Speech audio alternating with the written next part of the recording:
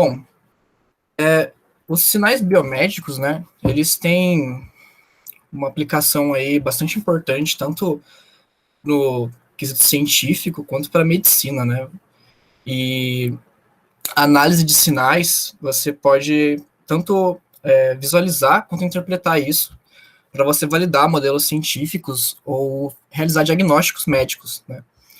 A gente conhece aí, ouve sempre falar de eletroencefalograma, do eletrocardiograma, ou medidores de pressão sanguínea, nível de glicose no sangue e tal. E hoje em dia a gente vê todos esses tipos de sensores, né, cada vez mais presentes no nosso dia a dia, até com a presença de pulseiras inteligentes e tal, né? Então, esse tipo de sinal é bastante utilizado e tem uma ampla gama de aplicações. Em geral, um sinal é sempre obtido a partir de algum tipo de transdutor, que é um tipo de dispositivo que converte um certo estímulo, uma forma de energia, em outra, né? Então, você pode ter, por exemplo, no caso de um eletroencefalograma, né, um eletroencefalograma, você tem, basicamente, a medição de potenciais do, do encéfalo da pessoa, né? Você pode obter isso de forma com eletrodos, né? E aí você converte isso para outros níveis de tensão, aplica técnicas aí para condicionar esse sinal, né? E poder interpretar eles, né? Ou então no eletrocardiograma, o mesmo tipo de princípio se aplica. Sempre você vai ter, então, um transdutor, que vai ser um sensor, basicamente, né? Que ele vai receber um tipo de estímulo e vai converter isso para um sinal elétrico, por exemplo, né? E aí entra a distinção entre os tipos de sinais. A gente basicamente tem sinais que são contínuos, discretos e quantizados. Os sinais contínuos são aqueles que a gente está mais acostumado já, que são os fenômenos da natureza, né? Quando você pode medir alguma coisa em qualquer instante do tempo, você tem um sinal que é contínuo, basicamente, né? Já um sinal discreto é aquele que você só tem um valor definido para aquele sinal em alguns instantes. É uma sequência de valores, né? Um sinal quantizado, ele é semelhante, né? Mas você não tem valores na amplitude do teu sinal. Você só tem alguns valores definidos em amplitude. No caso, você pode ter o sinal definido em qualquer valor no tempo, mas na amplitude você está restrito a certos níveis. E isso ocorre, por exemplo, quando você transforma um sinal analógico para digital, né? Que você tem níveis de tensão para trabalhar, em cada nível de tensão você vai obter um valor, né? E valores que estão fora, estão no meio do intervalo, eles vão acabar caindo num valor ou outro, né? E os sinais digitais, eles são quantizados e discretos no tempo. Eu trouxe algumas imagens aqui para poder ilustrar um pouco melhor, né? O sinal contínuo aqui é aquele que está em cinza, né? Ele é o sinal que a gente já conhece. Um discreto só apresenta valores em alguns instantes no tempo, né? Podendo ter qualquer amplitude. Um sinal quantizado, ele tem valores definidos em qualquer instante no tempo, porém ele só tem alguns valores de amplitude que são permitidos, né? E um sinal digital, ele é tanto discreto quanto quantizado. Então ele apresenta esse formato aqui, e é o tipo de formato que a gente utiliza em computadores, né? Para processamento digital de sinais. Falando agora um pouquinho sobre ruído, né? A gente tem diversas definições para ruído, né? E em diferentes áreas do conhecimento isso tem uma definição um pouco diferente. Mas na eletrônica, né, para o que a gente mais está acostumado, é que o ruído ele é qualquer tipo de sinal que seja indesejado, que está presente no nosso sinal que realmente interessa, né? Isso pode ter diversas origens, né? E o que mais acontece devido a acoplamento eletrostático, acoplamento magnético ou aterramentos inadequados, né? Também existem alguns tipos de ruídos que são inerentes, né, ao próprio sistema de medida, como o ruído térmico, que em qualquer sistema físico vai estar presente, né? Não tem como fugir disso. Devido à agitação das moléculas, né, sempre existe esse ruído térmico. Tem aqui uma ilustração de algumas fontes de ruído, né? E para ilustrar o que seria o acoplamento capacitivo, que é quando você tem basicamente dois condutores que têm uma certa proximidade, né? A gente observa muito esse tipo de ruído, por exemplo, em protoboards. Quem trabalha com protoboard já deve ter percebido que o ruído presente nesse tipo de coisa, nesse tipo de protótipo, ele acontece de uma forma bem mais acentuada, né? E isso é devido ao quê? A proximidade dos condutores gera um capacitor mesmo, né? E você tem uma conexão ali entre as trilhas da protoboard através dessa capacitância. E os sinais, eles podem trafegar de uma trilha para outra, né? E isso gera ruído, porque você normalmente não quer que um sinal passe para o outro condutor, né? Existe também indução magnética, quando você tem campos magnéticos que estão variando, né? Eles geram tensões aí por indução. E loops de aterramento também podem, se estiverem feitos de maneira inadequada, eles também podem gerar interferência, né? Aí, uma distinção importante. A gente pode analisar sinais tanto no domínio do tempo quanto no domínio da frequência, né? A gente está mais acostumado sempre a pensar nas coisas no domínio do tempo, né? Mas, em geral, essa pode não ser a melhor forma de analisar os sinais. E isso porque, muitas vezes, né, o sinal apresenta características que são muito mais visíveis quando você olha por ela no domínio da frequência, né? É uma forma diferente de ver a mesma coisa apenas, né? Só uma perspectiva diferente. E essa questão de domínio do tempo e da frequência, ela aparece, né, devido à série de Fourier.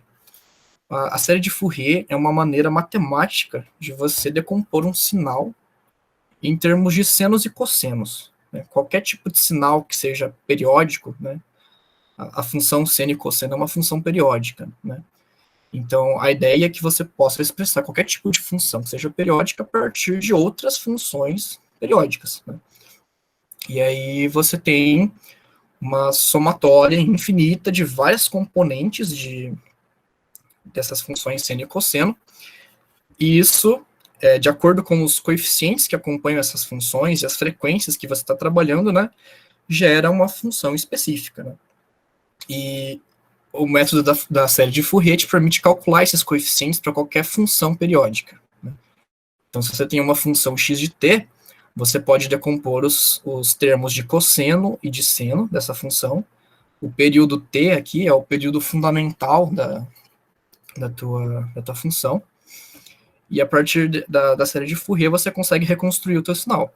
A série de Fourier, ela pode ser ilustrada aqui, ó, no exemplo de uma onda quadrada, né? Se você quisesse reconstruir uma onda quadrada, uma primeira aproximação que você poderia ter é de fazer uma função seno com o mesmo período, né?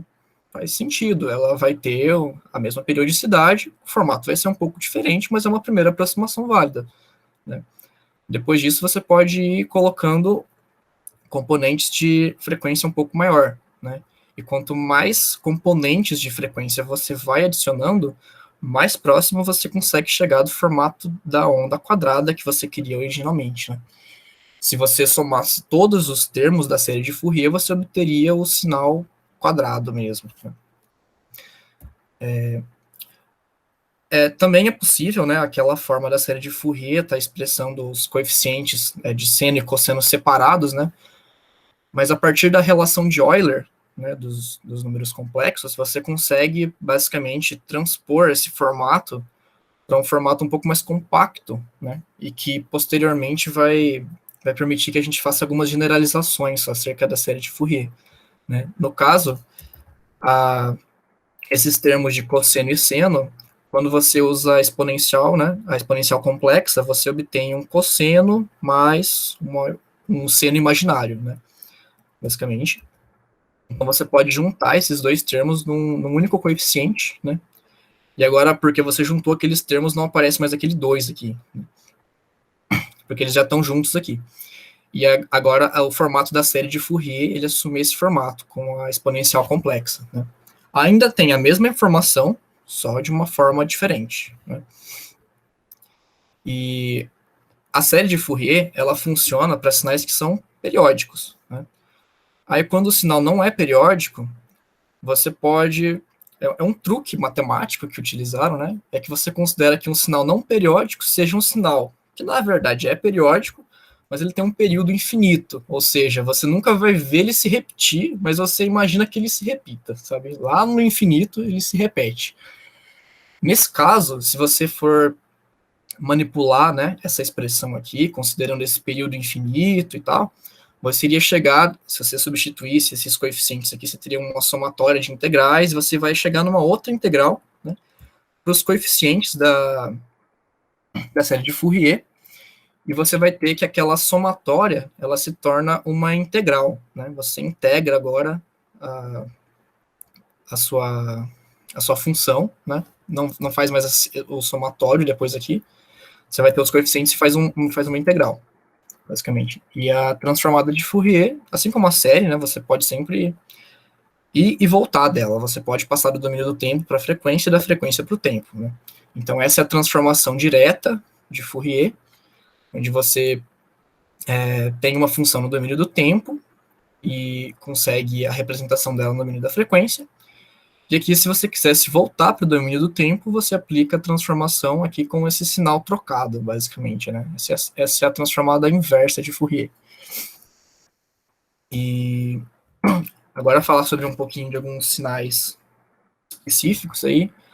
O impulso unitário, ou delta de Dirac, ele é uma função muito importante aí no processamento de sinais, porque ela tem algumas características que são bastante interessantes, né?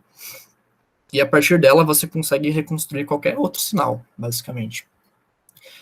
Esse impulso unitário, ele é definido como uma função que ela é zero para qualquer valor do tempo, exceto para quando o t vale zero, né?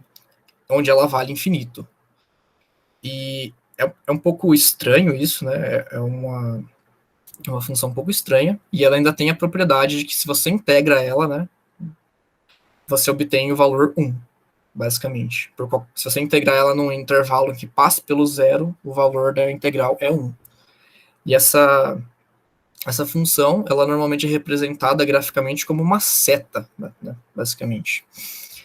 E essa função do impulso, ela é importante para a gente poder começar a trabalhar com sinais discretos, né, sinais amostrados. Ela permite que a gente amostre uma função contínua, né? Quando a gente tem um sinal analógico, ele está no domínio contínuo ainda, né? E quando a gente vai querer passar isso para o computador, por exemplo, para o computador ou para algum processador de sinais, a gente vai ter um amostrador, né? Vai fazer a conversão de analógico para digital. E a gente vai ter a amostragem. A forma de a gente analisar o que acontece durante a amostragem é a partir dessa função impulso unitário, né? Basicamente, a amostragem consiste em você multiplicar a tua função pelo delta, né? Por vários deltas. Você considera aqui várias versões desse delta mostrado, você vai ter vários impulsos unitários em cada valor de tempo que você quer mostrar, e você vai somar. E quando você aplica a transformada de Fourier nesse sinal mostrado, você vai obter uma transformada, né, uma transformada de Fourier desse sinal. E ela vai ter esse formato aqui. Aqui eu estou usando algumas propriedades da função delta, né, de que quando você integra sobre ela, você extrai a função naquele valor em que ela tem o valor definido, né, e você chega nesse resultado aqui. Essa é a transformada de tempo discreto de Fourier. É uma transformada bastante importante. Não é a que a gente vai mais utilizar ainda, mas ela é um passo para a transformada discreta de Fourier. Essa transformada aqui, ela leva uma função, um sinal discreto no tempo, né, para uma função que ainda é contínua na frequência. Basicamente, você tem aqui valores contínuos de frequência, né? E a transformada discreta de Fourier consiste em você amostrar essa transformada de tempo discreta de Fourier, né?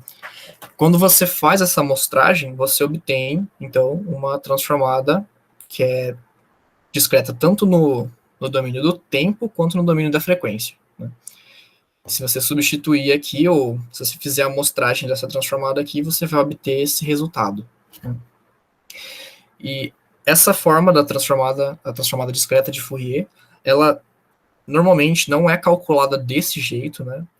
Quem já trabalhou com processamento em computadores, por exemplo, sabe que normalmente se utiliza a FFT, que é a transformada rápida de Fourier. Ela é basicamente a mesma transformada, só que calculada de uma forma que é mais eficiente, né? E dessa forma você consegue fazer com que ela seja viável, porque se você for calcular essa transformada aqui do jeito que ela está, você vai gastar muito tempo, né, para calcular isso, e não vai dar para aplicar em cenários reais, né? Você não poderia aplicar isso, por exemplo, num sistema em tempo real, né? Você só poderia analisar. Você tem um sistema, um sinal lá que foi gravado, você quer analisar o que aconteceu, tá? Dá para você usar isso aqui. Mas se você quer basicamente processar um sinal em tempo real, isso aqui já não funciona por conta da complexidade computacional, né? Aqui eu estou ilustrando um pouco como que funciona cada tipo de transformada dessas de Fourier, né? Esse aqui é a transformada de Fourier original, né? Que você tem basicamente uma função contínua no tempo e leva para uma transformada que é contínua na frequência também, é a transformada de Fourier, né? Essa aqui são os coeficientes da série de Fourier, ou seja, a série de Fourier, você tem uma função contínua no tempo e leva para uma função discreta na frequência, né? Essa é a série de Fourier, que funciona para funções que são periódicas, né? Essa aqui é a transformada de tempo discreta de Fourier, em que você tem um sinal contínuo no tempo, né, que está sendo amostrado, ou seja, um sinal discreto no tempo, porém, ele leva no domínio da frequência de forma contínua. E aqui você tem a transformada discreta de Fourier. Tudo isso aqui é a transformada discreta de Fourier. Isso aqui é o resultado da FFT. Tem uma característica importante dessas transformadas aqui, né, que elas são periódicas, né? A transformada discreta aqui, você pode ver que ela repete, basicamente, né, o formato da transformada de Fourier da função. Isso por quê? Porque a transformada de Fourier assume que o período da função é infinito, né? Já que quando você amostra o sinal, você considera que ele tem um período finito, basicamente, é o que acontece, que a função vai se repetindo. Mas o que é de interesse é o que se passa daqui até aqui, né? E a transformada rápida de Fourier, a FFT, ela calcula essa porção de interesse aqui para a gente. A partir da transformada de Fourier, a gente consegue generalizar essa transformada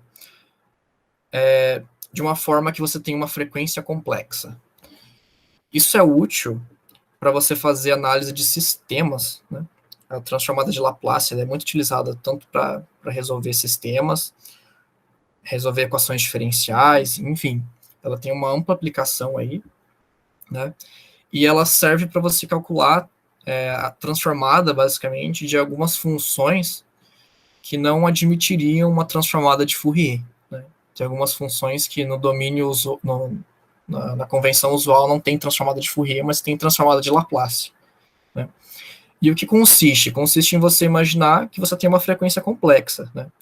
Esse S aqui tem uma parte real e uma parte imaginária. Essa parte imaginária que a gente tem é o que vinha da transformada de Fourier já. Se você for ver aqui na transformada de Fourier, você tinha, basicamente, né, a integral da função multiplicando uma exponencial puramente imaginária, né?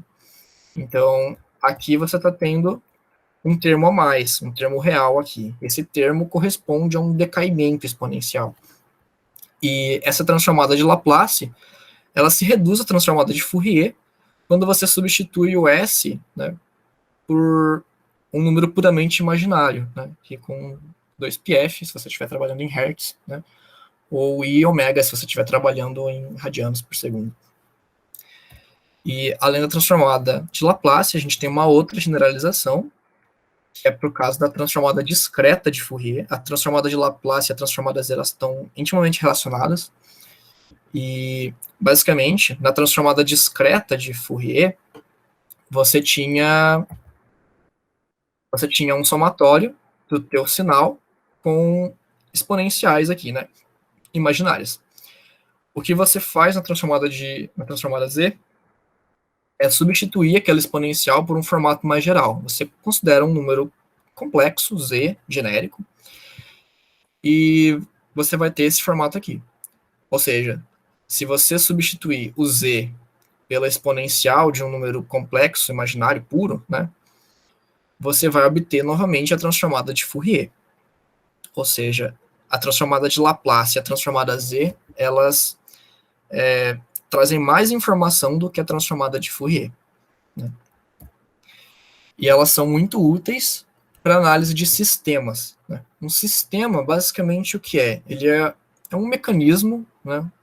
Pode ser tanto um mecanismo analógico quanto digital, que ele vai processar seus sinais de entrada e vai dar origem a um certo número de saídas, né? Um sistema, em geral, pode ter várias entradas e várias saídas, né? Aqui a gente vai tratar só de uma entrada e uma saída pela simplicidade, né? Mas um sistema é simplesmente alguma coisa que transforma sinais. E você pode pensar num sistema como se fosse uma caixa preta, basicamente, né? Você costuma usar essa representação dos sistemas desse formato aqui. Você tem um sinal de entrada e ele gera um sinal de saída. Isso aqui seria para um sistema contínuo no tempo. Isso aqui seria para um sistema discreto no tempo. Mas, no geral, um sistema você representa como uma caixa preta, né? E existem alguns sistemas que eles são bastante recorrentes aí na natureza, né? Quando você trata da física, por exemplo, a mecânica, ou eletromagnetismo, né? Circuitos elétricos e tal, você acaba se deparando com vários tipos de sistema que eles satisfazem algumas propriedades, né? No caso, essas propriedades são a linearidade e a invariância no tempo. A invariância no tempo aqui, aqui a gente está tratando de sinais no domínio do tempo, né? Mas isso aqui é mais amplo, né? Você pode ter sinais que não são funções do tempo, que são funções do espaço até, sabe? Mas, no geral, a gente vai tratar aqui de sinais no tempo, né? E, enfim, esses sistemas que satisfazem essas relações, eles são tão importantes que foi desenvolvido, né, todo um ecossistema, né, todo um aparato matemático para o tratamento desse tipo de sistema. E eles admitem uma solução bastante genérica, né, e os sistemas que não são lineares ou invariantes no tempo, eles são tratados, né, como se fossem lineares também, né. E pouquíssimos sistemas que são não lineares ou variantes no tempo, você consegue tratar de uma forma muito específica. Você tem que desenvolver toda uma técnica para poder tratar deles. E a linearidade, ela consiste de você fazer o quê? Se o teu sistema, quando você entra com dois sinais diferentes, se a resposta do sistema, quando você entra com eles dois combinados, né, se você soma eles, a resposta é a soma das respostas, basicamente. E a invariância no tempo é o quê? Consiste no quê? Se você faz, né, se você entra com o teu sinal agora, você vai ter uma saída. Se você entrar com esse teu sinal daqui 10 segundos, a resposta vai ser a mesma, só que atrasada de 10 segundos também, basicamente. Então, se você atrasa ou adianta a entrada, você tem a mesma resposta também atrasada ou adiantada, né? Isso Isso é uma coisa que é bastante comum, né? A gente normalmente está acostumado com o quê? Sistemas que não variam a sua forma de funcionamento no tempo. E isso isso é o que quer dizer a invariância no tempo, né? O seu sistema ele não muda a forma de funcionar com a passagem do tempo, né? Se você fizer ele agora, se você fizer ele depois, vai dar o mesmo resultado. É isso que quer dizer, basicamente. E para esses sistemas que são lineares, invariantes no tempo, né? A resposta àquele impulso unitário, quando você entra com aquele impulso unitário, ela é muito importante. Normalmente, a resposta ao impulso ela é denominada por H, né? H de T para os sinais contínuos, ou H de N para os sinais discretos. E quando você tem a resposta ao impulso, você tem a resposta a qualquer entrada, basicamente. Isso porque, por conta da linearidade, da invariância no tempo do sistema, você pode mostrar matematicamente que a resposta, né, para qualquer entrada do seu sistema, ele vai estar relacionado com a resposta ao impulso pela convolução. Você tem a convolução da entrada com a resposta ao impulso para obter a resposta de qualquer entrada, né? E a convolução é essa operação matemática bastante esquisita, né? Você tem a integral da multiplicação de duas funções, né? Basicamente. E elas estão defasadas uma da outra. É uma operação bastante esquisita. Mas quando você analisa no domínio da frequência, essa operação aqui se torna mais simples, né? A gente vai ver um pouco sobre isso depois. Mas, enfim, existe a convolução tanto no domínio contínuo quanto no domínio discreto, né? No caso discreto, você tem uma somatória em vez de uma integral e se aplicam as mesmas propriedades. Quando você está trabalhando com sinais contínuos ou discretos, vocês vão perceber que sempre você encontra os mesmos tipos de propriedades, né? Normalmente só muda o formato de uma coisa ou outra. A função de transferência, né? Ela é justamente a tua resposta ao impulso, só que no domínio de Laplace ou de Z, né? Ou seja, no domínio da frequência você tem a sua função de transferência. A convolução, né? Essa integral, esse somatório muito esquisito aqui, quando você aplica as transformadas de Laplace ou Z, o resultado é que essa operação ela se torna multiplicação no domínio da frequência. E essa é uma característica que é muito interessante para a gente poder fazer análise dos sistemas. Ou seja, a tua saída, né, no domínio da frequência é a multiplicação da tua função com a resposta ao impulso, né? Ou seja, a função de transferência é a relação da saída por entrada. Você começa a pensar, basicamente, num sistema como sendo uma função que você multiplica, basicamente. Você não precisa se preocupar mais com aquela operação muito, muito difícil de trabalhar, né? E a partir dessa definição, dessa propriedade aí da convolução, você consegue tratar de sistemas de uma forma mais simplificada. Você consegue começa a projetar sistemas, né, de forma modular, ou seja, você tem algumas funções no teu sistema que você quer que sejam desejadas, né? Você tem algumas características que você precisa que o sistema tenha, e você vai desenvolvendo essas funcionalidades passo por passo, né? A gente vai trabalhar bastante com filtros aqui, e a gente vai poder utilizar esse fato, né, de que você pode desenvolver, eu quero fazer um filtro passa-faixa, por exemplo. Então, eu posso fazer primeiro um passa-baixa e depois um passa-alta, né? Você pode trabalhar de forma modular. A gente vai falar sobre filtros um pouco mais à frente, né? A função de transferência, né, ela é uma função complexa, né? E normalmente quando a gente quer visualizar essa função, a gente trabalha com amplitude e fase, basicamente, ou seja, o módulo e o ângulo, né? Essa amplitude da função de transferência, ela é o que basicamente dá ganho para o sistema, né? Então, algumas componentes de frequência vão ter ganhos, outras componentes de frequência vão ter atenuações, né? Isso aqui define o ganho em função da frequência. E a fase da função de transferência determina a defasagem que você tem nas componentes de frequência. Porque isso aqui quer dizer basicamente o quê? Que seu sistema, né, ele pode ter a seguinte propriedade. Quando você entra com uma frequência de, por exemplo, 10 Hz, né, aquela frequência vai multiplicar por 2, porém ela vai defasar em 90 graus. Ou seja, você tem não só uma alteração no ganho do teu sinal, mas ele defasa também, ele fica atrasado, por exemplo. Né? E isso é importante de se analisar. Tem alguns tipos de sistemas que a gente tem que ter esse cuidado, né? Por exemplo, quando a gente tem a informação da fase, quando ela é relevante, a gente tem que tomar cuidado para a gente não alterar a fase do sistema. Né? Quando a gente tem a função de transferência, normalmente a gente não expressa ela só como uma função, né, bonitinha. Ela vai ser normalmente expressa como uma razão de dois polinômios. Né? E cada parte da função de transferência tem uma função específica. Né?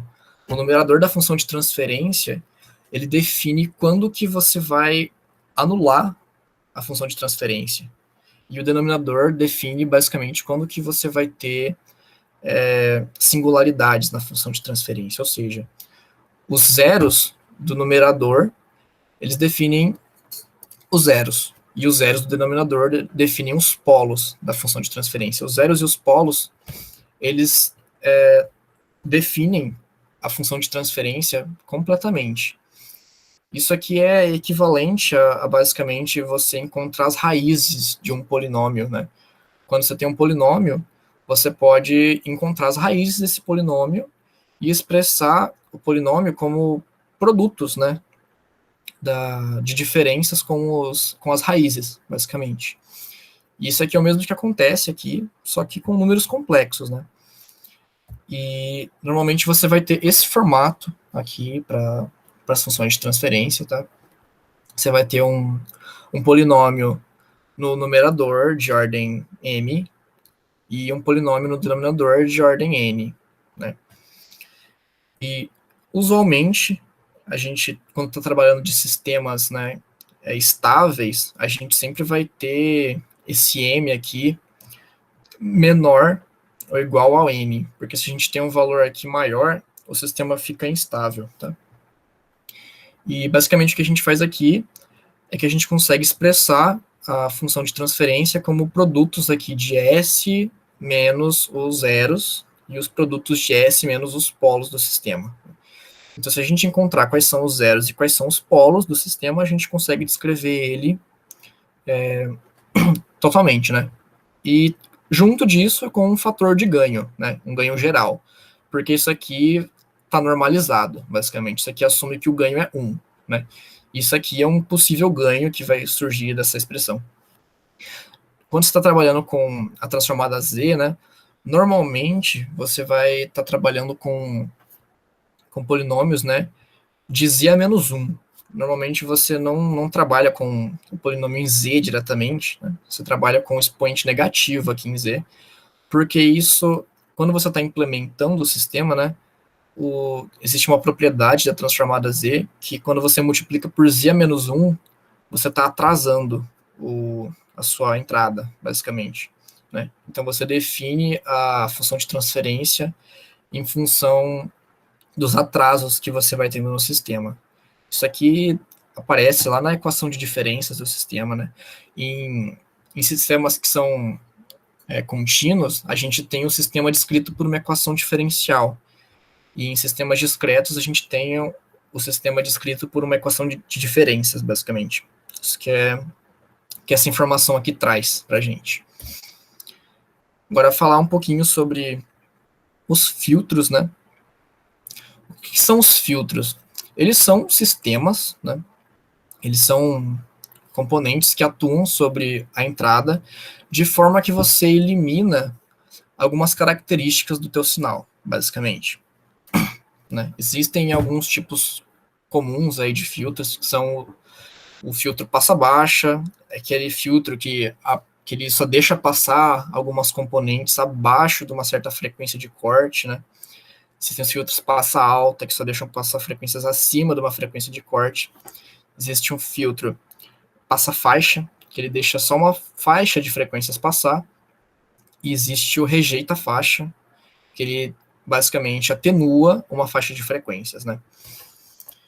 E cada um esses filtros no geral, né, eles têm diversas maneiras de você estar modelando eles para você atender às suas especificações, né? Você pode ter a necessidade de criar um filtro que elimina alguma parte do espectro de frequências, e você tem várias maneiras de obter esses filtros, né? E cada tipo de filtro, na literatura você tem alguns filtros bem estudados já, né? E cada tipo de filtro, ele tem uma característica, né, própria.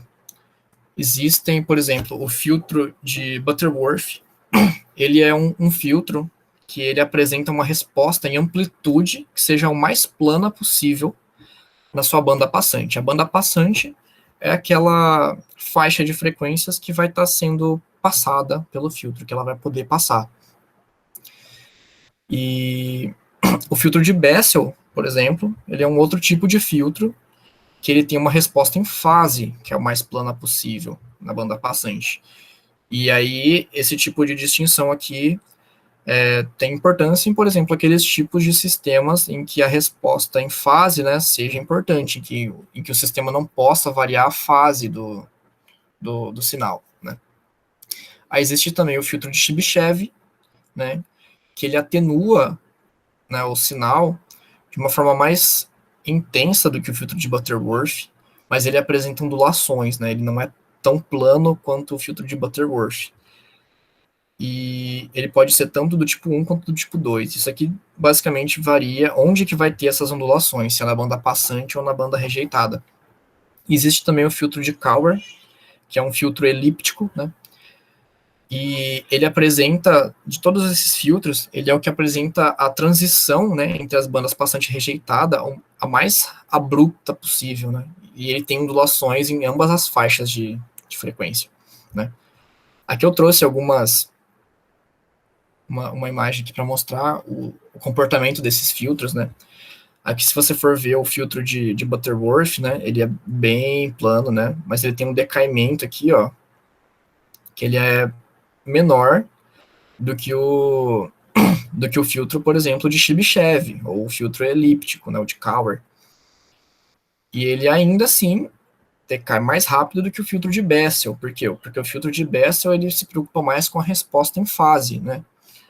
Então, a característica principal do filtro de Butterworth não é se preocupar. Ele está entre todos esses outros filtros, né? Ele é um filtro que, para a maioria dos casos, né, ele se comporta de uma forma boa, mas pode ter aplicações em que você possa precisar de utilizar um filtro diferente, né? E agora eu vou falar um pouco para vocês sobre o Physiobank. Ele é um serviço da Physionet, né, que ele reúne várias bases de dados, né, acerca de pesquisas que vão sendo realizadas, né, sobre sinais biomédicos e tal, e eles permitem que você utilize esses sinais para você poder estar trabalhando, né, para você poder analisar e contribuir também, né. E essa ferramenta, ela permite que você exporte os seus sinais, tanto como CSV, EDF ou do MATLAB propriamente. A gente já está trabalhando com Python aqui, né, e vai estar utilizando aqui esse formato CSV, que são valores separados por vírgula, basicamente, né. A gente vai estar analisando aí um sinal aí da base de dados do ECG ID, que é um projeto que consiste basicamente em você identificar pessoas a partir do eletrocardiograma da pessoa, né. Então, eles suponham que o eletrocardiograma da pessoa é como se fosse uma impressão digital. E aí eles fizeram várias gravações, né, de eletrocardiograma, e aí disponibilizam isso para você poder fazer, né, as validações. A gente vai estar utilizando aqui algumas bibliotecas, né, CSV, para poder fazer a leitura do arquivo CSV, a NumPy, a Matplotlib e a SciPy. Essas são bibliotecas que são muito utilizadas aí para computação científica, matemática no geral, né? A NumPy, ela serve para você manipular, né, vetores, arrays, né, matrizes, que ser multidimensionais, né? Pode ter dimensão arbitrária e de uma maneira eficiente e rápida, né? Ela oferece várias ferramentas para computação numérica, né? E um fato interessante é que ela foi utilizada na obtenção daquela imagem do buraco negro que a gente presenciou aí nos últimos tempos e na detecção de ondas gravitacionais também. Para quem tiver aí já preparado, se não tiver o NumPy instalado, né, pedir para que vocês instalem ele, tanto o NumPy quanto o Matplotlib e o SciPy, né. Eu vou estar disponibilizando todos os fontes aí, os códigos, né, mas para vocês poderem trabalhar também. A Matplotlib, ela é uma biblioteca para visualização. Você consegue confeccionar gráficos, né, tanto estáticos, animados, interativos, e eles são de uma qualidade muito boa. E você tem controle total sobre o que está acontecendo. É uma biblioteca excelente para produção gráfica, né. E o SciPy, ele é todo um conjunto de ferramentas aí que serve para matemática, para ciências e para engenharia. Tem vários submódulos.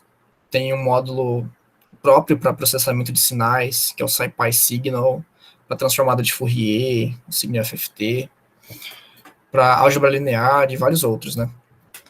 Eu deixei algumas referências aqui de algumas coisas que eu estou utilizando, né?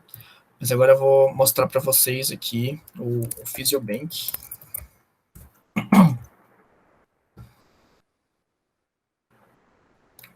Esse aqui, o ATM.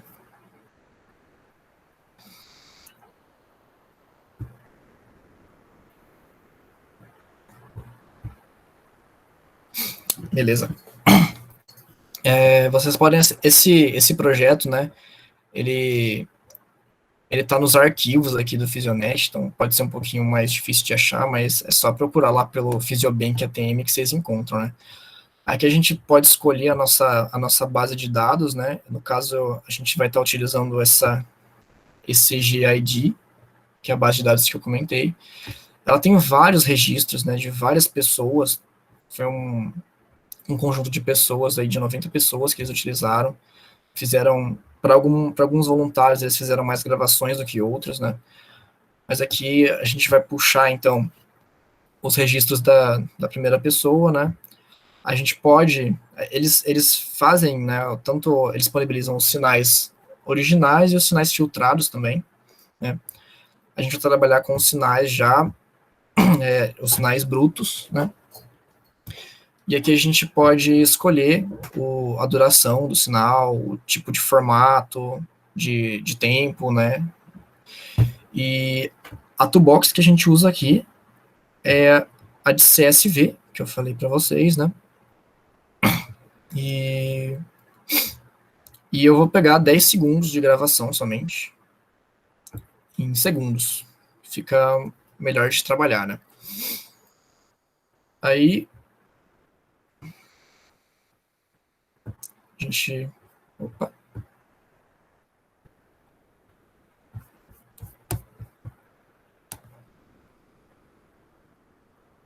Deu download disso aqui. Aqui. A gente clicando aqui nesse linkzinho que ele aparece, ele vai fazer o download pra gente desse arquivo aqui, né? Eu já tenho ele aqui no meu diretório. Ele é esse arquivo aqui, né? Já deixei preparado aqui pra gente. E ele apresenta, né, tipo, uma coluna para tempo em segundos e uma coluna da leitura, né, em milivolts, né? E aí esse aqui é o nosso arquivo CSV. Essas duas linhas aqui é só para você poder saber o que se trata, né? Mas beleza. eu preparei alguns arquivos aqui para a gente poder estar estudando. A gente vai precisar, primeiramente, dessa biblioteca CSV aqui, para a gente poder fazer a leitura, né, do nosso arquivo. Estou definindo aqui, ele está no mesmo diretório aqui já. Vou pegar essa primeira gravação da pessoa. Basicamente, a gente vai abrir o arquivo e vai usar essa biblioteca CSV para gerar um leitor desse arquivo, né? Um leitor de CSV. Quando a gente gera esse leitor, a gente pode transformar ele para o formato de lista. E nisso, ele já lê todos os valores como uma lista de lista, né, basicamente. Vai ser uma matriz em que cada valor vai ter um valor de tempo e de tensão, né? E a gente pode transformar num array do NumPy aqui para obter os nossos dados. Isso aqui tudo já vai transformar o nosso arquivo, né, num formato do NumPy, né? Aqui a gente tinha lá no começo do arquivo, né, uma linha especificando o que era cada coisa, né, e a segunda linha explicando as unidades. Então, eu vou descartar essas duas aqui, e o nosso vetor de tempo e de tensão vão ser a partir do terceiro elemento, né.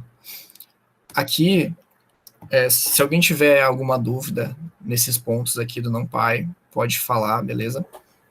Tem manipulação de índices aqui, o que isso aqui está fazendo, basicamente, né? Isso aqui é uma matriz, né? Esse data aqui é uma matriz do NumPy, e a gente tem como acessar, né, o primeiro elemento, né, a primeira linha, acessando todas as colunas, né? Isso aqui gera o quê? Isso aqui gera um outro vetor. Você está selecionando, basicamente, a coluna, né, 0, ali do teu... a linha 0, desculpa, da tua matriz, né? E isso aqui está selecionando, basicamente, a segunda linha da tua matriz, né?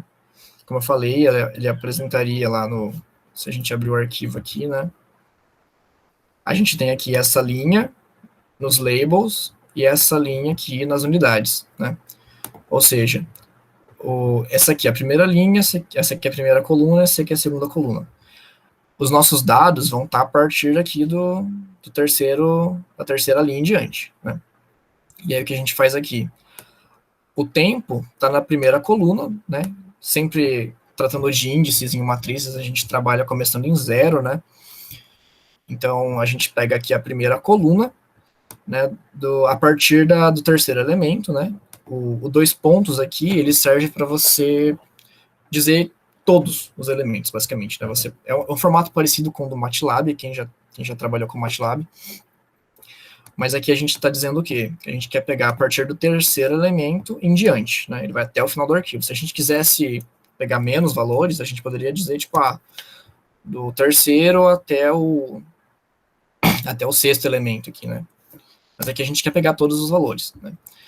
Tanto o tempo quanto os valores de tensão, né? Na primeira coluna e na segunda coluna. Se a gente não encontrar o arquivo porque passou um nome de arquivo inexistente aqui, ele vai gerar uma mensagem e já vai encerrar o programa, né? Tá, nesse ponto, a gente tem um array de dados aqui, né? A gente tem, se a gente fosse, nesse momento aqui, se a gente fosse mostrar o que tem em T e o que tem em X, né? Vou mostrar só em T primeiro, para ficar um pouco melhor, né? O que a gente teria aqui, basicamente, é um vetor de strings. Isso aqui a gente não vai estar usando agora, né? Mas seria um vetor de strings, de texto, porque a gente lê um texto, né? Então aqui a gente tem strings, né? Só que a gente quer tratar isso como números, né? Então o que a gente faz aqui para poder transformar isso é aplicar a função float, né? Se a gente fosse fazer float direto, a gente iria transformar o vetor aqui, né? Só que a gente só pode transformar, usar a função float para para valores únicos. A gente só pode usar a função float de conversão para, por exemplo, alguma coisa desse tipo, né? A gente não tem suporte a nessa função tá convertendo todo um vetor de valores. Então, o que a gente faz aqui, basicamente, é vetorizar a função float. E a vetorização, né, ela basicamente transforma uma função, né, uma função que tipo, pode ser usada para aplicar só em um elemento, a gente transforma ela numa função que é passível de transformar vários elementos. Ela pode agora transformar todo um vetor. Né? Isso aqui, quando a gente diz MP vectorize, né, float, a gente está retornando aqui uma função. Esse f é uma função. E aqui a gente está aplicando essa função em t. Ok? O resultado disso aqui é que a gente está pegando cada elemento desse vetor de strings e está transformando em números. Né? E essa função vectorize aqui, ela é especial do NumPy, ela é feita de uma forma eficiente, né? Você poderia implementar essa vetorização à mão, se você quisesse, né? Você poderia fazer, tipo, eu quero transformar o valor x para cada x em t, né? Você poderia fazer isso, né? Quem já trabalha com Python aí sabe que isso aqui seria uma forma válida de estar fazendo essa transformação. Porém, essa transformação aqui é ineficiente. Ela não vai ser rápida, né, em todos os casos. Nesse caso aqui que a gente tem bastante entradas, né, tem aqui, nem sei quantas entradas, a gente tem 5.000 entradas aqui, né. Isso aqui seria um processo lento. Então a gente usa essa forma vetorizada de fazer essa conversão. Isso aqui é uma prática muito boa de programação para vocês estarem adotando, né. Aí beleza. A partir dos nossos... Esse aqui, então, é o nosso sinal de entrada, né? Os valores no tempo e os valores de tensão, de amplitude. Né? Se agora a gente pegasse e exibisse aqui, né? Qual que é o... Eu vou botar aqui só.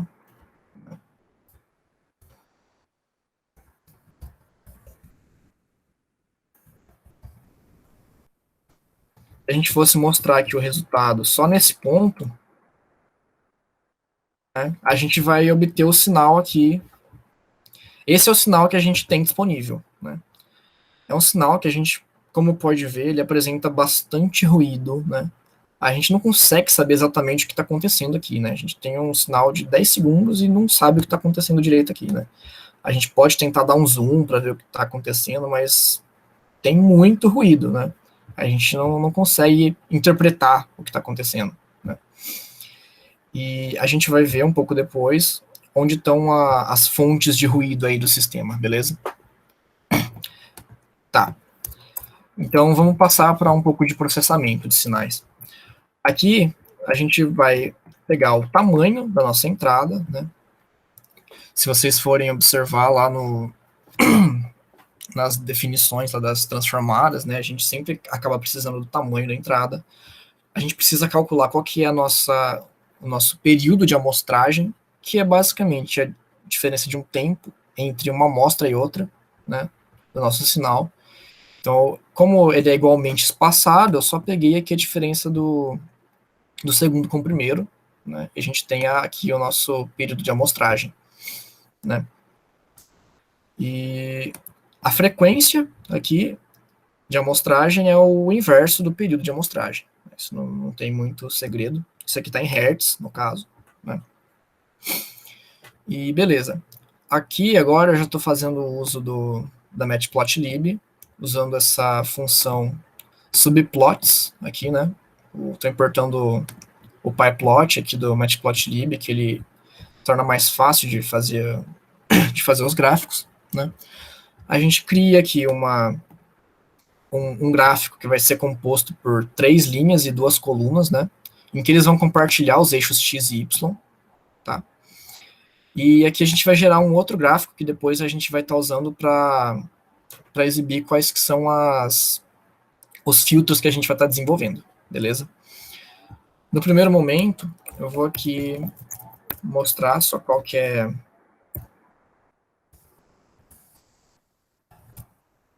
que a gente tem, basicamente, né? Isso aqui a gente não vai usar agora. O que a gente tem aqui é o nosso sinal original, né? Aqui em milivolts, em segundos. E essa aqui é a nossa transformada de Fourier, basicamente, né? E aqui é a amplitude e aqui é a fase, né?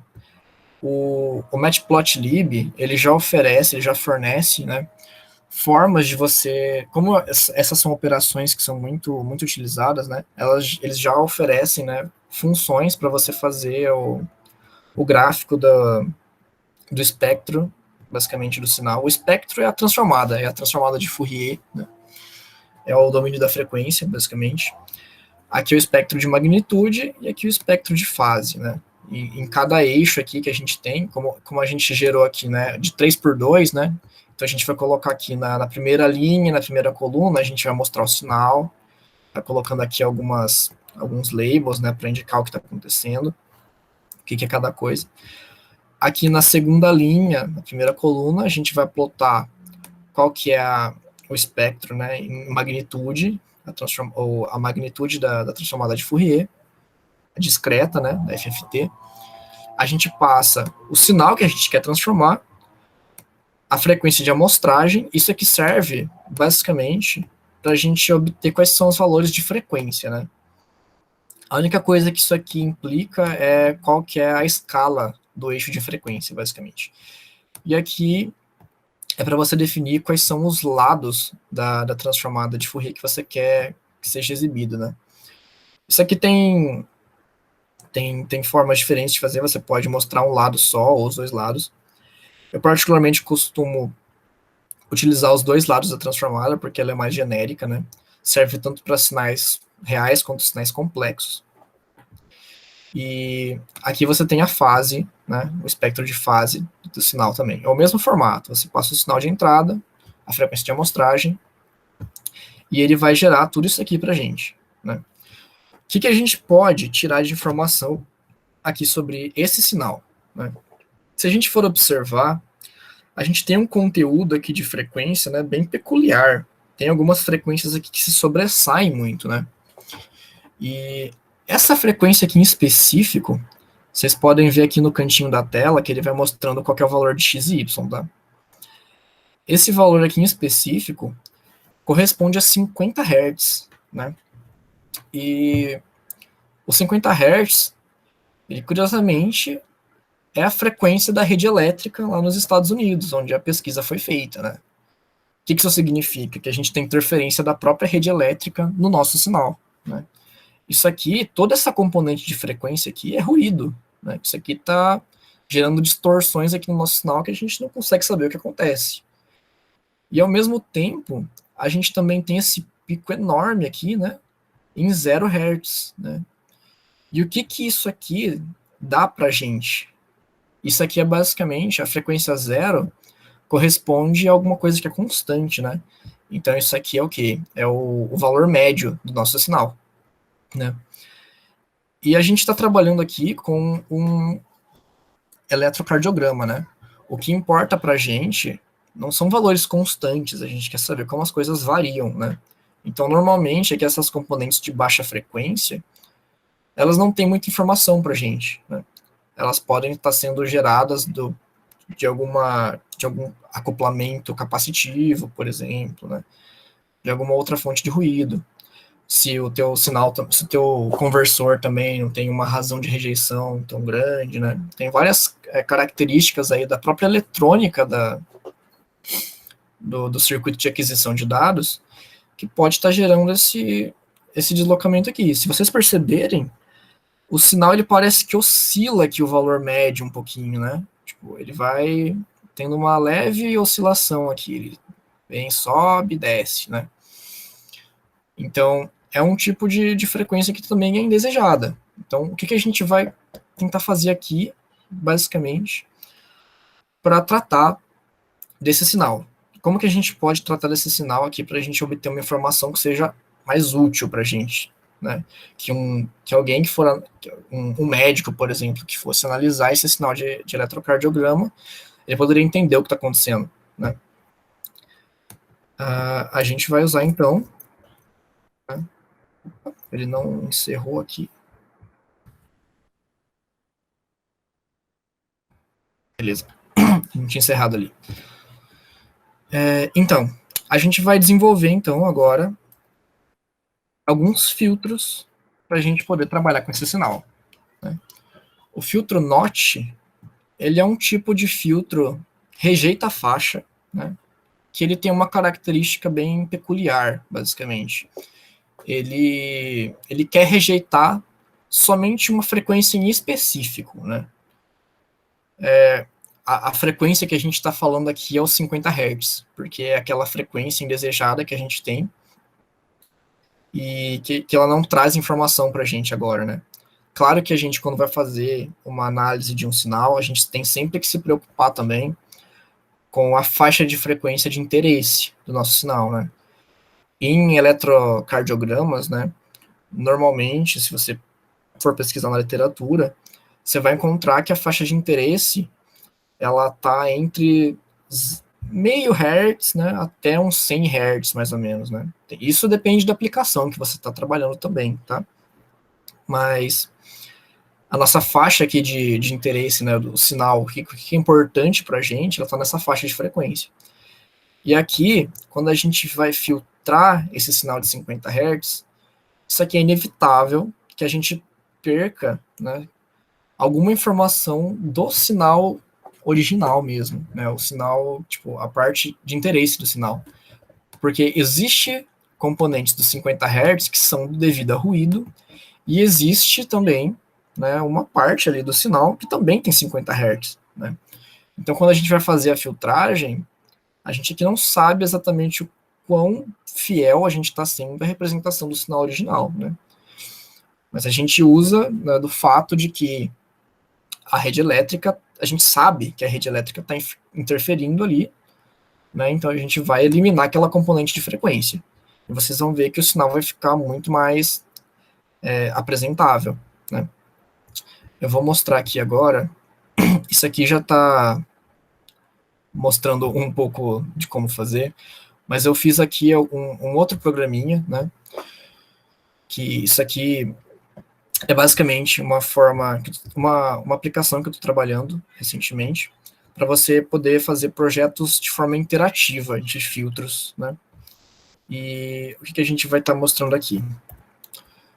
Você tem, basicamente aqui, isso aqui é o plano Z, né? Isso aqui é o domínio da função de transferência. Aqui eu estou mostrando já o filtro que a gente vai obter, tá? Eu vou tirar isso aqui, por enquanto.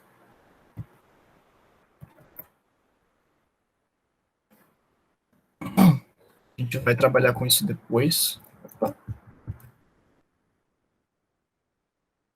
Só este aqui.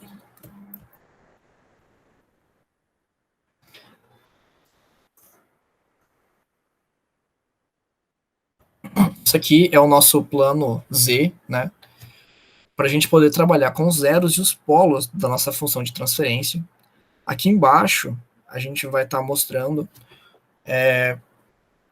a resposta, né, a função de transferência do sistema, né? Isso aqui é o domínio Z, e aqui vai ser basicamente a transformada de Fourier da nossa resposta ao impulso, né?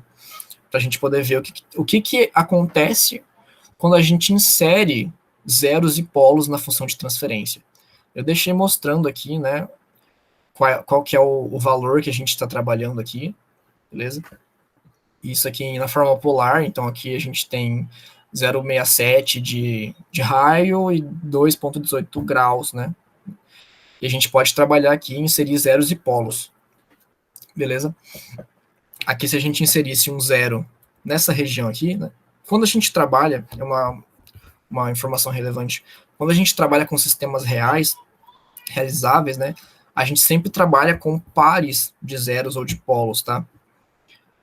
Que eles são conjugados. Sempre que você tiver um zero, você vai ter um outro zero conjugado, e a mesma coisa com os polos, tá? Sempre vão aparecer aos pares. Eu já deixei pronto para que isso sempre aconteça, tá? Aqui, eu preparei todo o plano complexo aqui para ele corresponder, né, no nosso caso, à frequência de amostragem do sinal, tá? Então, quando a gente está vendo aqui, tipo, esse ângulo aqui, né, que ele corresponde, ele não são 90 graus, tá? Isso aqui, tipo, se a gente fosse pegar esse ponto aqui, ele não corresponde aos 90 graus, claramente, né? Aqui ele está mostrando 125 graus, a gente iria imaginar que são 90 graus, mas não é, porque quando a gente trabalha com a transformada Z, a gente está mapeando, basicamente, a transformada de Laplace em volta do círculo unitário. A transformada de Fourier, ela vai estar, a informação dela contida toda nesse círculo aqui, ok? E o que está em volta, basicamente, são a parte daquela generalização, certo? Quando a gente trabalha com sistemas estáveis, os zeros e os polos do sistema, né, eles sempre satisfazem algumas características. No caso, quando a gente está trabalhando com a transformada Z, os zeros e os polos, eles sempre vão estar incluídos no círculo unitário. Isso aqui garante a estabilidade do sistema, beleza? Porque se a gente colocar alguma coisa aqui fora, o que acontece é que para altas frequências, né, o que vai acontecer é que o sistema vai ter ganho, e aí ele se torna instável. E isso não é desejável, né? Então, para mostrar o que acontece aqui, uma forma da gente estar eliminando esses 50 Hz aqui do nosso sinal, né, seria o quê? Eu vou inserir um zero correspondente ali à frequência de 50 Hz. Né? Se eu vir aqui e inserir um zero, o zero aqui a gente está representando como uma bolinha, beleza? Como um círculo. Isso é usual na literatura também. Os zeros são círculos e os polos são um X, tá?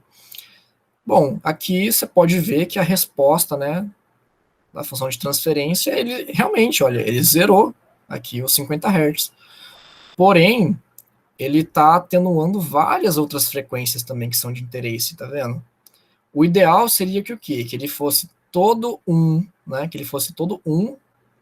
Aí no 50 Hz ele vai para o 0, depois volta para o 1, para ele eliminar somente aqueles 50 Hz, né? Uma forma de fazer isso é inserir um polo aqui atrás do nosso 0 para trazer a nossa função de transferência. Os polos são o quê? São as regiões onde a função tende a ir para o infinito, né? Se a gente não colocar ela exatamente no círculo, né, em cima do círculo unitário, a gente vai poder obter só um valor que cresce um pouco. Se a gente inserir um polo aqui, o que vai acontecer? A gente estabiliza um pouco, entendeu?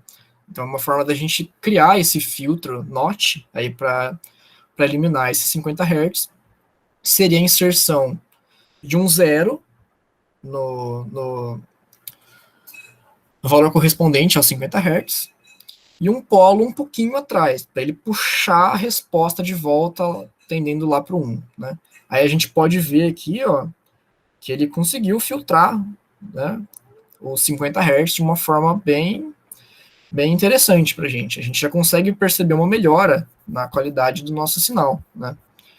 Se a gente tirar aqui o nosso filtro, né, olha como que ele fica, né? Ele fica todo bagunçado, a gente não sabe o que está acontecendo. Né? Se a gente coloca lá o nosso filtro, ele fica um pouquinho mais palpável. Né? Isso aqui é uma forma um pouco interativa de tentar visualizar o que está acontecendo. Né? Você poderia trabalhar com a parte aqui de eliminar o zero também, tentar fazer alguma coisa nesse sentido. Porém, isso aqui fica um pouco mais complicado, né, quando se aplica desse jeito, porque aqui não vai ser a melhor solução para você fazer isso, né? Você quer eliminar ali os 0 Hz, mas ele vai acabar também tirando algumas outras coisas. Mas a gente pode ver, né, que o nosso sinal já está um pouco mais palpável, né? A gente consegue entender um pouquinho melhor o que está acontecendo aqui, né? ele ainda apresenta ruído, mas a gente consegue entender melhor o que está acontecendo. Se a gente fosse tirar, né, aqui toda a informação, ele fica um pouco mais caótico, né, mais ruidoso. Isso aqui, eu vou estar disponibilizando esses programas todos aí para vocês, se vocês quiserem estudar em cima dele. Mas aqui a gente vai trabalhar uma forma um pouco mais programática, né, de trabalhar com isso. O filtro NOT, né, como a gente fez ali, da mesma forma com que a gente fez aqui no interativo, a gente poderia simplesmente, não, eu quero inserir um zero, né, quero inserir um zero na função de transferência na posição aqui dos 50 Hz, né, quero inserir um zero lá naquela posição. Então eu posso pegar aqui, criar uma exponencial, né, aqui eu estou usando o NumPy, porque eu vou passar aqui um vetor, né, uma lista, então aí eu posso trabalhar com um array, né, do NumPy. Sempre que você trabalha com as funções matemáticas do NumPy, elas são vetorizadas, então você pode aplicar em cima de vetores. Isso é muito bom de se trabalhar. E aqui a gente tem o quê? A gente tem o 2j, porque é uma exponencial complexa, né, vezes π, vezes 50, que é a nossa frequência de 50 Hz que a gente está querendo trabalhar, né, 2πf, vezes o período de amostragem. Vocês podem recorrer isso lá, as fórmulas da transformada Z, né, para vocês verem de onde que isso aqui está saindo. Mas, com isso, a gente consegue inserir um zero na posição dos 50 Hz. E a gente quer também inserir um polo nos 50 Hz, só que um pouquinho atrás, né? Lembra que a gente falou para colocar um pouquinho atrás? Então a gente multiplica aqui por 0,939, um valor aqui meio que a gente pode fazer chutando alguns valores, né? Conforme mais a gente se aproxima lá do 1, a gente vai ter uma resposta cada vez mais pontuda, de certa forma. Né? E quanto mais próximo de 0 a gente tiver, mais vai ficar parecida com aquela primeira aproximação que a gente fez. Né? A gente pode visualizar um pouco isso aqui. O que está acontecendo? Se a gente coloca lá, né, aqui no 50 Hz, se a gente colocar um polo muito atrás, no 50 Hz, a resposta aqui quase não muda, né? Mas se a gente for... Quanto mais a gente se aproxima do 1 ali, mais pontuda ela fica. Porém, você acaba um pouco com o efeito do zero, né? Então ele não vai atenuar tanto aquela frequência. Então a gente tem que buscar um valor intermediário ali, basicamente. Né? E agora, já utilizando aí algumas funções do SciPy, né? Do submódulo de processamento de sinais deles, né? SciPy Signal. A gente vai estar utilizando aqui a função ZPK2SOS, o ZPK2SOS. Isso aqui é basicamente para quê? Você está convertendo, né, a tua função de transferência do formato de zero, polo e ganho, né, o ZPK, para o formato de seções de segunda ordem, basicamente. É uma forma de você ter basicamente, uma forma mais eficiente de você calcular essas seções de segunda ordem. Se você não utilizar, né, se você for tentar tratar com a função de transferência, né, normal, você acaba tendo muitas imprecisões numéricas. A função de transferência na forma, né, da razão dos polinômios, por conta lá dos zeros e dos polos, elas têm um comportamento numérico não muito estável. E essas seções de segunda ordem, o que elas fazem é que você vai aproximando a tua função de transferência por várias funções de transferência de segunda ordem, basicamente, por sistemas de segunda ordem. E o que acontece é que desse formato você tem uma precisão numérica melhor, né? Se vocês forem na documentação do SciPy, vocês vão encontrar essa informação também, beleza? E aí a gente obtém, com essa função aqui, a gente passa os zeros, os polos, e aqui o ganho de 1, né? A gente obtém aqui a nossa função que realiza o filtro dos 50 Hz, né? Ele vai filtrar os 50 Hz. A SOS-FREC-Z, né, FREC-Z, ela dá a resposta em frequência no domínio da transformada Z. Né? A gente passa aqui a nossa função no domínio SOS, né, no formato SOS, e a gente vai obter aqui um vetor de frequências e o vetor da resposta, né, ao impulso. E aqui a gente vai estar plotando, né, o valor absoluto, né, e o valor do ângulo. O valor do ângulo, vocês precisam tomar um cuidado, né, que quando a gente trabalha com numericamente falando, né, quando a gente trabalha aí com o ângulo do número complexo e tal, ele pode oscilar bastante. E aí a gente precisa estar utilizando essa função unwrap para ele fazer descontos do valor de 2π, basicamente. Ele vai fazer várias complementações do valor de ângulo que a gente está trabalhando. Esse aqui ele trabalha em radiano, né? E ele vai fazendo várias conversões ali para ele ficar num formato mais estável. E isso aqui é só para transformar de radiano para grau, né? A gente está mais acostumado a trabalhar normalmente em graus, né? E aí isso aqui vai dar para a gente a resposta em amplitude e em fase, né, desse filtro. E para a gente aplicar o filtro, a gente usa essa função SOSFilter, né, que a gente passa o filtro e o nosso sinal de entrada, que eu estou atribuindo para o próprio sinal aqui, né. Então, se a gente mostrar, né, se a gente fosse parar aqui, como está o sinal, né, a gente poder visualizar o que aconteceu ali. Essa aqui é o nosso filtro NOT que a gente obteve a partir daqueles zeros e polos. Isso aqui é a nossa resposta em amplitude e essa aqui é a nossa resposta em fase, beleza? A resposta em fase, a gente pode perceber que lá perto dos 50 Hz, ela tem uma singularidade, né?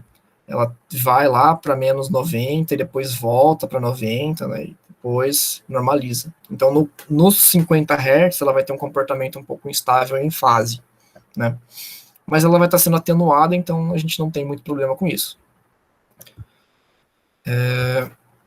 Beleza. Esse é o nosso filtro NOT. Né? Entrando aqui. E agora a gente pode passar, né, a desenvolver o filtro passa alta e um filtro passa baixa. Lembra que eu falei que a gente pode trabalhar, né, devido àquela propriedade da função de transferência, a gente pode trabalhar com, basicamente, né, associações em séries dos sistemas. O que isso significa? Que a gente vai passando o sinal por vários estágios de filtragem e a gente pode obter o sinal, né, de uma forma sem problemas. Aqui a gente vai trabalhar então com um filtro passa alta, a gente quer passar a frequências acima de 0,5 Hz. Isso aqui é por quê? Porque, como eu falei, a gente tem aquela componente lá perto do 0 Hz, né, que tem um valor bem acentuado, aquele nível médio, né, do sinal, que não é interessante para a gente. Mas os sinais de eletrocardiograma, eles têm um espectro, né, um range de interesse dos meio hertz até os 100 hertz aproximadamente, né? Então, o que a gente vai fazer aqui é primeiro criar um filtro passa alta de meio hertz, e a gente vai estar usando essa função aqui do SciPy também, no modo de processamento de sinais, que ela faz o projeto, né, você especifica quais são as características do filtro que você quer, o tipo de filtro, né, o tipo de saída também, e ele vai desenvolver o filtro para você no formato que você quiser. Né? Aqui eu estou fazendo o quê? Eu estou pegando um filtro de quarta ordem, né, em que a frequência de corte é em meio hertz, a frequência de amostragem dele, porque é um filtro digital, né? A frequência de amostragem dele é a frequência de amostragem do sinal. O tipo do filtro, ele é um passa alta, um high pass. A saída a gente vai utilizar em SOS, por conta da precisão numérica, né? E o tipo do filtro aqui vai ser um Butterworth, né? A gente pode trabalhar o SciPy que permite que a gente trabalhe tanto com filtros Butterworth, DBS, o Chebyshev, né? Tipo 1 e tipo 2, ou o filtro elíptico também. Ele dá bastante liberdade para a gente trabalhar. E aqui ele vai desenvolver esse filtro aqui com essas especificações que a gente está dando. Então, toda aquela teoria, né, ela, a teoria que a gente passou ali em cima das transformadas, né? O SciPy ele consegue encapsular aqui pra gente. E aí a gente aplica da mesma forma que a gente aplicou antes ali, da resposta em frequência e plotar aqui, né, qual que seria o resultado. Se a gente fosse ver depois, eu já vou mostrar tudo junto, né, mas o que a gente tem aqui, né, eu vou, só para vocês poderem ver, acompanhar a evolução do sinal, né. Aqui, ó, foi o filtro que ele gerou, né, ele sai lá do zero e sobe de uma vez até o 1 e permanece lá, né. E vocês podem ver que a resposta em fase dele, né, ela também tem uma singularidade no zero. Aí depois ela estabiliza lá em 360 graus. Ou seja, não muda, né? Mas durante a transição, a gente tem defasagens, né? E o sinal aqui, não foi mostrado aqui o sinal resultante ainda, né? Mas depois a gente vai poder ver isso como ficou. E aqui no filtro passa baixa, a única coisa que a gente vai estar alterando é a frequência de corte, que a gente quer nos 100 Hz. A gente quer que ele seja do tipo passa baixa, né? O low pass, então. E a gente vai plotar também e vai aplicar o filtro em cima do sinal que a gente estava trabalhando. E no fim eu vou plotar o sinal filtrado, né, da mesma forma que eu plotei ali antes, e o espectro de magnitude e fase, né. No final, o que a gente obtém, então, é este sinal aqui. A partir desse sinal ruidoso que a gente tinha, a gente consegue obter um sinal sem a interferência da rede elétrica, né. Isso tudo digitalmente, né, pós-processamento. E a gente consegue eliminar o nível médio, aquela oscilação que a gente tinha aqui, né? Vocês podem perceber que ele subiu um pouco o nível aqui, agora ele já está com um nível médio lá próximo de zero, né? E aqui no espectro de magnitude a gente vê que aquelas componentes de frequência realmente foram filtradas, né? E a fase aqui do nosso sistema praticamente não teve alterações. Eu não consigo particularmente perceber nenhuma mudança no formato aqui, né? Se a gente fosse ver a fundo, seria alguma mudançazinha ou outra, né? Mas, enfim, o resultado que a gente obtém aqui, então, né? Se a gente pegar um ciclo um pouco menor, a gente pode ver que é muito mais simples de analisar esse sinal aqui do que esse sinal aqui. Todo aquele ruído que a gente tinha, né, ele era proveniente principalmente da rede elétrica, basicamente, né. Aquele 50 Hz estava gerando todo esse ruído que a gente vê aqui, em cima do sinal, né. E isso aqui fica o sinal filtrado. A gente fez aqui a associação de vários filtros em série, né, como eu falei, a gente pode fazer dessa forma, mas a gente também pode, né, isso aqui, se a gente fosse trabalhar com um sistema um pouco mais robusto, né, que em tempo real, por exemplo, né, a gente poderia pensar numa forma mais eficiente de fazer esse filtro, né, porque a gente tem vários estágios aqui, mas a gente pode compilar, basicamente, né, fazer um filtro resultante de tudo isso, que a gente aplica só uma vez, né. E aí, esse arquivo aqui é quase o mesmo, só que a gente está aplicando ele de uma vez, né. E aqui, eu também estou usando o SciPy para desenvolver o filtro NOT também. Vocês podem estarem recorrendo ao SciPy para estar fazendo o projeto de filtros, né? E ele tem várias especificações que você pode fazer, né? Então é muito bom de estar utilizando, né? E a função que você usa para estar fazendo o projeto de um filtro NOT é esse IIR, que vem de tanto o IIR lá, filter, né? Quanto esse IIR NOT, eles vêm de Infinite Impulse Response, que são sistemas de resposta ao impulso infinita, basicamente, né? Eles são sistemas que podem ter realimentação, basicamente. São um tipo de sistema mais genérico do que os de resposta finita. E aqui a gente está trabalhando com o quê? Um filtro NOT nos 50 Hz, e esse segundo parâmetro que a gente está dando aqui é o fator de qualidade do nosso filtro. Esse fator de qualidade, ele vai definir o quão achatado, né, vai ser o quão pontiagudo vai ser aquela transição, né? O quão bem ele vai filtrar aquela frequência. E aí que a gente passa também a frequência de amostragem. Esse fator de qualidade vai determinar completamente o comportamento do filtro, vai determinar a ordem do filtro, né? Quantos termos você vai precisar ter, e a partir daqui ele gera, né, ele gera um sistema, né, que a gente precisa, né, usar o operador aqui asterisco para desestruturar basicamente aqui a saída dele, né, porque ele tem uma resposta aqui que são o denominador e o numerador. E a gente, para trabalhar com a TF to source, que é para a gente transformar justamente esse filtro notch naquele formato source, a gente precisa lá do B e do A. Então aqui a gente só está desestruturando basicamente, né? Está separando esse aqui, retorna um vetor, e a gente está pegando cada elemento aqui dele e aplicando aqui em B e em A, né? Que aqui gera o nosso primeiro filtro. E depois o nosso filtro passa faixa, é implementado tudo de uma vez também, usando a IR filter, né? E a gente pode passar aqui no IR filter qual que é a frequência inicial e a frequência final, né? Num vetorzinho, especificando a ordem também, a frequência de amostragem, que a gente quer um passa-faixa, né, um bandpass, do tipo Butterworth, né? E aí a gente tem aqui, eu deixei duas variáveis separadas para guardar o filtro, né? E aí eu transformo os dois para ZPK.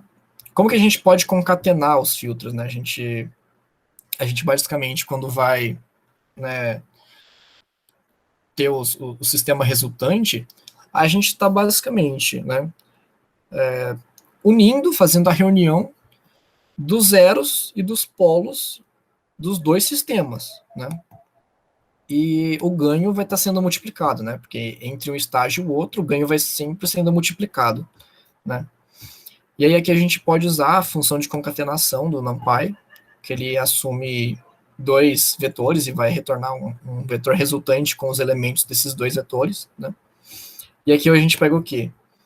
A gente pega aqui os zeros, né? O ZPK1, ele vai ter a informação do... Quando a gente transforma o formato ZPK, ele vai dar uma saída para a gente de arrays, né? Que ele vai ter o Z, o P e o K, né? Em cada posição do vetor.